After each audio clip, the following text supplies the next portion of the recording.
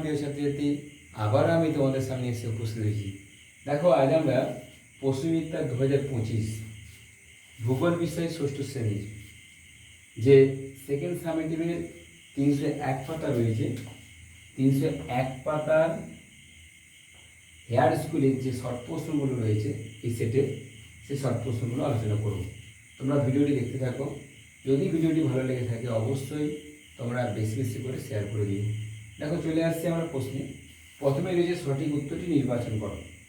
হ্যাঁ, সঠিক উত্তরটি নির্বাচন করতে হবে আমাদের। 1 নম্বর কোশ্চেন হচ্ছে, দেখো, পৃথিবীর ভূত্বক গঠনের মূল উপাদান হলো option A silica, option B লোহা, option C chromium, option D হচ্ছে নিকেল। পৃথিবীর ভূত্বকে গঠনের ক্ষেত্রে কিন্তু মূল উপাদান হচ্ছে সিলিকা।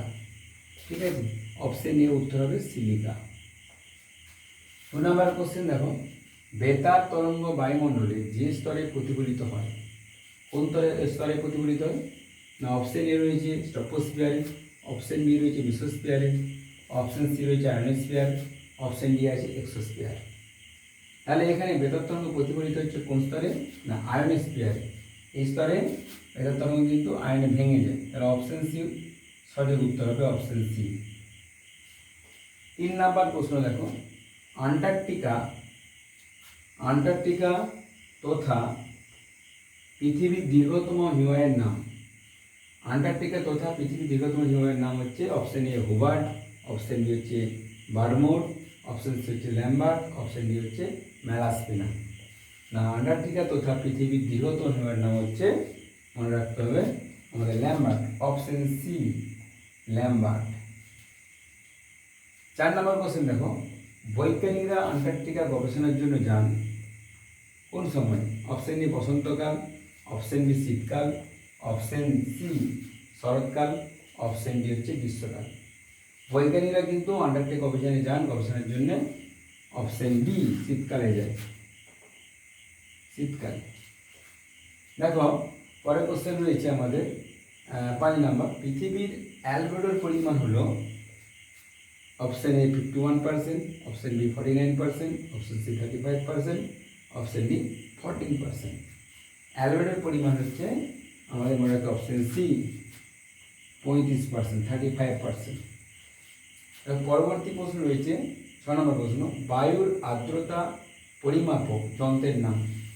না, বায়ুর আর্দ্রতা পরিমাপক যন্ত্রের নাম হচ্ছে option A thermometer, option B হচ্ছে ব্যারোমিটার, অপশন সি হচ্ছে হাইগ্রোমিটার, অপশন ডি হচ্ছে অ্যানিওমিটার। তাহলে এখানে বায়ুর আর্দ্রতা পরিমাপক যন্ত্রের নাম হচ্ছে আর্দ্রতা হাইগ্রোমিটার, অপশন সি হচ্ছে হাইগ্রোমিটার। এটা উত্তর হবে।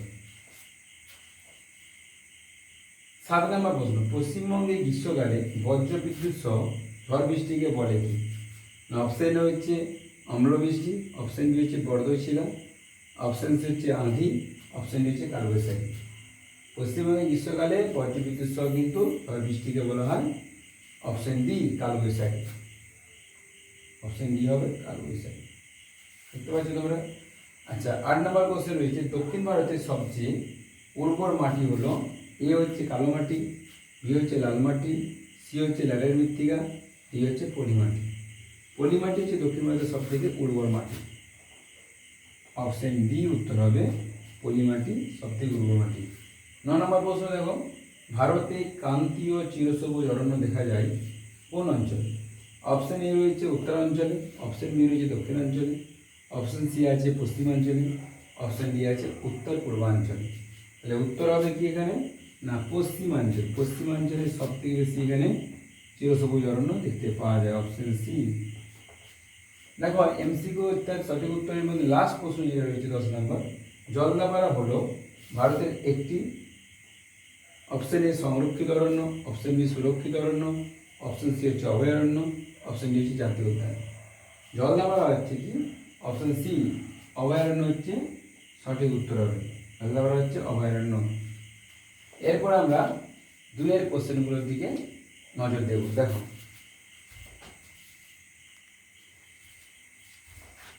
দেখো 2 নম্বর দাগের যে প্রশ্ন রয়েছে, শূন্যস্থান পূরণ করো। শূন্যস্থান পূরণ করবো আমরা এখানে 2 এর 1-এর যে প্রশ্নটা রয়েছে, এখানে লেখা রয়েছে, দেখো প্রশ্নটা, বায়ুমণ্ডলের গ্যাস স্তর সূর্যের অতি বেগুনি রশ্মি থেকে পৃথিবীর জীবকুলকে রক্ষা করে? বায়ুমণ্ডলের কোন স্তর? না, বায়ুমণ্ডলে মনে রাখতে হবে স্ট্র্যাটোস্ফিয়ার, এই স্তরটাতে কিন্তু অতি বেগুনি রশ্মি থেকে পৃথিবীর জীবগুলো রক্ষা করে। দেখবো স্ট্র্যাটোস্ফিয়ার,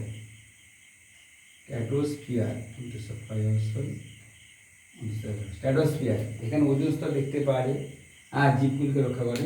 তাহলে বায়ুমণ্ডলের স্ট্র্যাটোস্ফিয়ার স্তর সূর্যের অতি বেগুনি রশ্মি থেকে পৃথিবীর জীবগুলিকে রক্ষা করে। 2 নম্বর কোশ্চেন হচ্ছে, দেখো পৃথিবীর স্বাভাবিক উষ্ণতা ক্রমাগত অস্বাভাবিকভাবে বৃদ্ধি পাওয়াকে ড্যাশ বলে? কি বলে? না, আমরা জানি উচ্চতা বাড়লে উষ্ণতা কমে, কিন্তু কোথাও কোথাও কী হয়, উচ্চতা বাড়ার সাথে সাথে উষ্ণতা বৃদ্ধি পেয়ে যায়। একে আমরা বৈপরীত্য উত্তাপ বলব। বৈপরীত্য উত্তাপ, বৈপরীত্য উত্তাপ।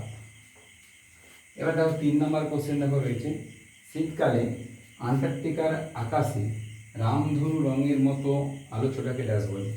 তাহলে শীতকালে আন্টার্কটিকার আকাশে রামধনু রঙের মতো আলোচনাকে আমরা বলবো মেরুজ্যোতি বলবো। মেরুজ্যোতি, মেরুজ্যোতি বলবো। দেখো 4 নম্বর কোশ্চেন আছে, নির্দিষ্ট উষ্ণতায় নির্দিষ্ট পরিমাণ বায়ুতে জলীয় বাষ্পের পরিমাণকে বায়ুর ড্যাশ বলে? কি দাঁড়াচ্ছে? নির্দিষ্ট উষ্ণতায় নির্দিষ্ট পরিমাণ বায়ুতে জলীয় বাষ্পের পরিমাণকে বায়ুর সম্পৃক্ততা বলব। সম্পৃক্ততা, সম্পৃক্ততা বলে বা সম্পৃক্ত বলে, সম্পৃক্ত বায়ু বলি। তারপর 5 নম্বর হচ্ছে, জলীয় বাষ্প ঠান্ডা হয়ে ড্যাশ পদ্ধতিতে জলকণায় পরিণত হয়? জলীয় বাষ্প ঠান্ডা হয়ে আমরা রাখতে হবে ঘনীভবন পদ্ধতিতে জলকণায় পরিণত হয়। ঘনীভবন পদ্ধতিতে কিন্তু জলকণায় পরিণত হয়। ড্যাশ মৌসুমী বায়ু শীতকালে ভারতের করমণ্ডল উপকূলে বৃষ্টিপাত করে? কোন মৌসুমী বায়ু? না, আমরা যদি দক্ষিণ পশ্চিম মৌসুমী বায়ুর প্রভাবে বৃষ্টিপাত হয় সেটা গ্রীষ্মকালে, কিন্তু উত্তর পূর্ব মৌসুমী বায়ু, এটা লিখতে হবে উত্তর পূর্ব মৌসুমী বায়ু শীতকালে ভারতের করমণ্ডল উপকূলে বৃষ্টিপাত করে। 7 নম্বর প্রশ্ন, উত্তর ভারতে উর্বর নবীন পলিমাটি ড্যাশ নামে পরিচিত? উত্তর ভারতে উর্বর নবীন পলিমাটি খাদার নামে পরিচিত। খাদার নামে পরিচিত। দেখো 8 নম্বর কোশ্চেন, ভারতের উপকূলীয় অঞ্চলে ড্যাশ অরণ্য দেখা যায়? ভারতের উপকূলীয় অঞ্চলে কিন্তু ম্যানগ্রোভ অরণ্য দেখা যায়।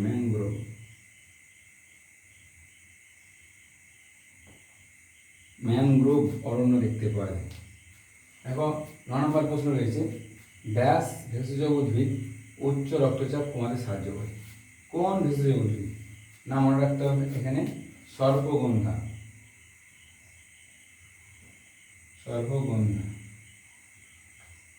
এই ভেষজ উদ্ভিদ উচ্চ রক্তচাপ কমাতে সাহায্য করে। 2 নম্বর প্রশ্নগুলো আমরা উত্তর পেয়ে গেলাম। 3 দাগের উত্তরগুলো আমরা করে নিই। দেখো এবারে আমরা 3 দাগের পড়ব। 3 দাগে যে প্রশ্ন রয়েছে, বাক্যটি শুদ্ধ অশুদ্ধ নিরূপণ করো। যে বাক্যটি শুদ্ধ হবে তারপরে শুদ্ধ দিতে হবে, লিখে নিতে হবে। যে বাক্যটি ভুল হবে সেটা অশুদ্ধ নির্বাচন করতে হবে। দেখো শুদ্ধ অশুদ্ধের প্রথম কোশ্চেন রয়েছে, মহাদেশ সঞ্চালনের মূল কারণ হলো কেন্দ্রমণ্ডলের ম্যাগমা পরিচালন স্রোত। মহাদেশ সঞ্চালনের মূল কারণ হচ্ছে কেন্দ্রমণ্ডলের ম্যাগমা পরিচালন স্রোত। এটা কিন্তু অশুদ্ধ।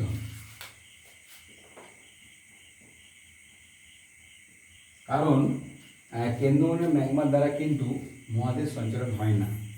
কারণ আমরা জানি শিলামণ্ডল নিচে, গুরুমণ্ডলের উপরে অ্যাস্ট্রোস্ফিয়ার স্তর থাকে, সেখানে যে ম্যাগমা থাকে সেটা পরিচালন স্রোত ঘটলেই তবে কিন্তু মহাদেশগুলো সঞ্চালন ঘটে। তাহলে এখানে যেহেতু কেন্দ্রমণ্ডলের ম্যাগমার কথা বলা আছে, তাহলে সেক্ষেত্রে কিন্তু এটা অশুদ্ধ হবে। 2 নম্বর দেখো কোশ্চেন রয়েছে, আন্টার্কটিকা মহাদেশ একটা বিশাল উঁচু মালভূমিরূপে অবস্থান করে? আন্টার্কটিকা মহাদেশ কিন্তু একটা বিশাল উঁচু মালভূমিরূপে অবস্থান করছে, এটা শুদ্ধ।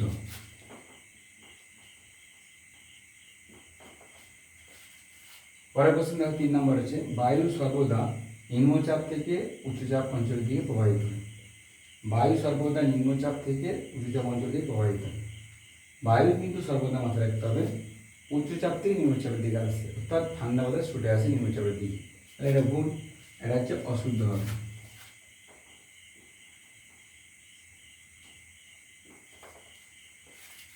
4 নম্বর কোশ্চেন, ভারতের মেঘালয় রাজ্যে শিলং পৃথিবীর সর্বাধিক বৃষ্টিবহুল স্থান। ভারতের মেঘালয় রাজ্যে শিলং পৃথিবীর সর্বাধিক বৃষ্টিবহুল স্থান। অর্থাৎ কিন্তু শিলং কিন্তু বৃষ্টির ছায়া অঞ্চল, শিলংয়ে বেশি বৃষ্টিপাত হয় না। হ্যাঁ, মেঘালয়ের মৌসুমী বারে বেশি বৃষ্টিপাত হয়, তাই এটা হচ্ছে অশুদ্ধ হবে এই কোশ্চেনটা, অশুদ্ধ। এবার দেখো 5 নম্বর কোশ্চেন, ভারত পার্বত্য নাতিশীতোষ্ণ অরণ্যে সূচালো পাতাযুক্ত মোচার মতো নরম কাঠের গাছপালা জন্মায়।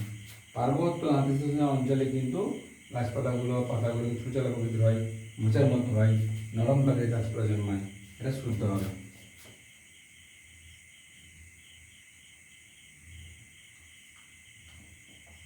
তাহলে আমরা শুদ্ধ অশুদ্ধ 5টা প্রশ্ন পেয়ে গেলাম। এরপর আমরা কিন্তু 4 দাগের প্রশ্নগুলো দেখে নিচ্ছি। দেখো,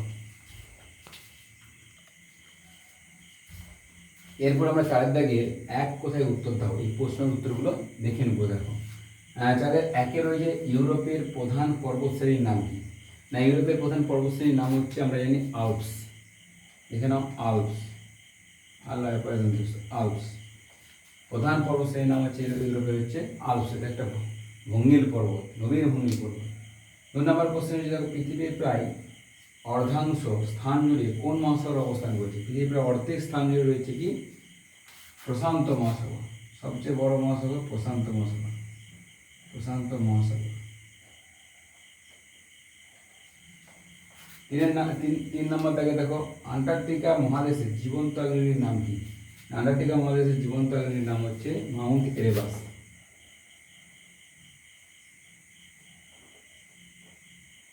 এরেবাস। এরপরে 4 নম্বর কোশ্চেন, আগত সৌর বিকিরণে যে পরিমাণ সৌররশ্মি বা সূর্যের রশ্মি পৃথিবী পৃষ্ঠকে উত্তপ্ত করে তাই কি বলে? তাকে আমরা বলবো কার্যকরী সৌর বিকিরণ। লিখবো আমরা কার্যকরী সৌর বিকিরণ, কার্যকরী সৌর বিকিরণ। দেখো, 5 নম্বর কোশ্চেন রয়েছে, 100% মেঘাচ্ছন্নতা বলতে কি বোঝায়? 100% মেঘাচ্ছন্নতা বলতে বোঝায় 100% মেঘাচ্ছন্নতা বলতে বোঝায় সম্পূর্ণ আকাশ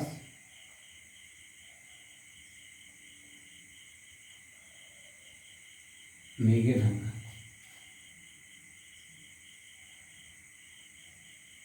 ঠিক আছে, সম্পূর্ণ আকাশ মেঘে ঢাকাকে বোঝায়। এবার দেখো 6 নম্বর কোশ্চেন রয়েছে, ভারতে শীতকালে মাঝে মাঝে মেঘলা আকাশে যে ঝিরঝিরে বৃষ্টিপাত হয় তাকে কি বলে? মাঝে মাঝে শীতকালে মেঘলা আকাশে ঝিরঝিরে বৃষ্টিপাত হয়, একে বলবো পশ্চিমী ঝামেলা। পশ্চিমী ঝামেলা বা পশ্চিমী ঝঞ্ঝা বলতে, পশ্চিমী ঝঞ্ঝা বলা হয়। 7 নম্বর কোশ্চেন, ভারতের ছোটনাগপুর মালভূমি অঞ্চলে কোন মাটি গড়ে উঠেছে? এখানে ল্যাটেরাইট মৃত্তিকা গড়ে উঠেছে, ল্যাটেরাইট মৃত্তিকা, ল্যাটেরাইট মৃত্তিকা, ল্যাটেরাইট মৃত্তিকা গড়ে উঠেছে। দেখো, 8 নম্বর কোশ্চেন রয়েছে, ভারতের আন্দামান নিকোবর দ্বীপপুঞ্জে কোন অরণ্য গড়ে উঠেছে? ভারতের আন্দামান নিকোবর দ্বীপপুঞ্জে কিন্তু মনে রাখতে হবে ক্রান্তীয় চিরসবুজ অরণ্য, ক্রান্তীয় চিরসবুজ অরণ্য। এবারে দেখো, 9 নম্বর কোশ্চেন, কোন অরণ্যে বন্যপ্রাণীর সঙ্গে সঙ্গে স্বাভাবিক উদ্ভিদ ও প্রাকৃতিক সৌন্দর্য রক্ষা করা হয়? কোন অরণ্যে বন্যপ্রাণী থাকবে এবং স্বাভাবিক উদ্ভিদ ও প্রাকৃতিক সৌন্দর্য রক্ষা করা হবে? এটা কিন্তু মনে রাখতে হবে আমাদের সংরক্ষিত অরণ্যে, সংরক্ষিত।